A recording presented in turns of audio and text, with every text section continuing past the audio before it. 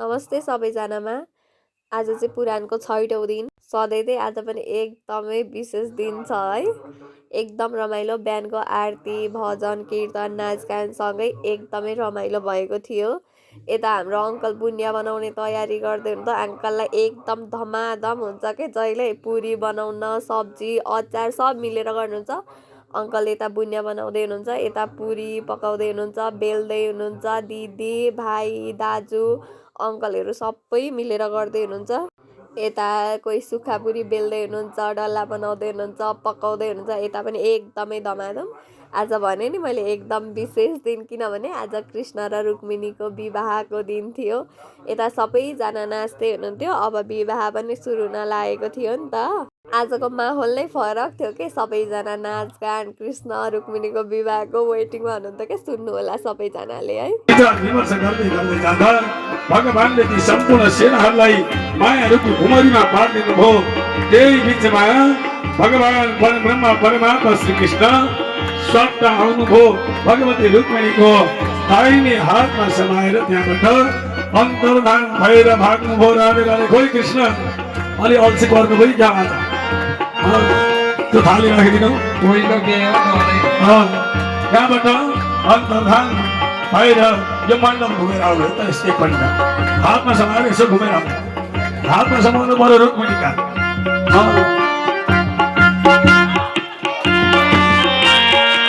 अब यसरी लिएर भगवान त्यहाँबाट द्वारिकातिर प्रस्थान गर्नु।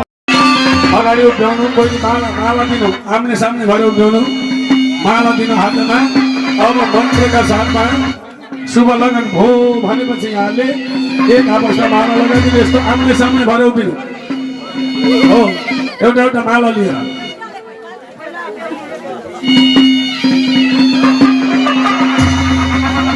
ध्यान दिनु है, यहाँ बोलेका कुराहरू ध्यान दिनु। कतिखेर हुन्छ अनि मात्रै लगाइदिनु।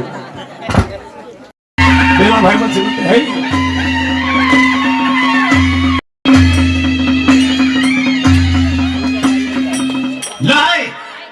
शुभ लग्नको बेला हुन लागेको छ।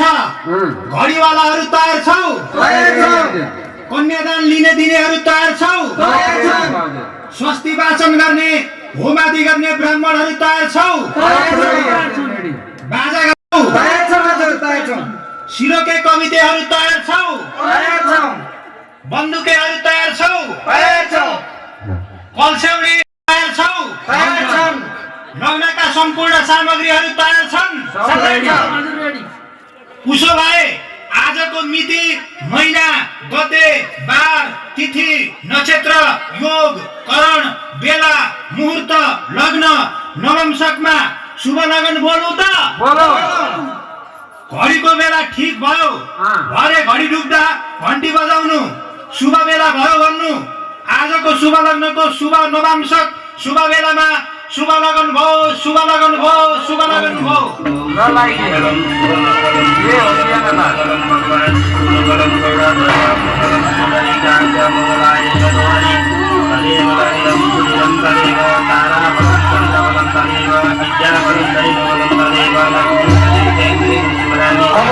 कुर्सीमा राखौँ।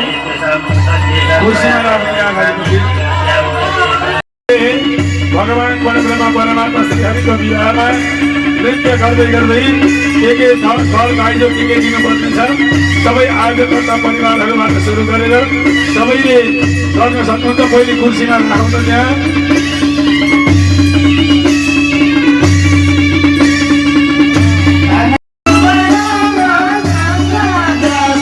सबैले है।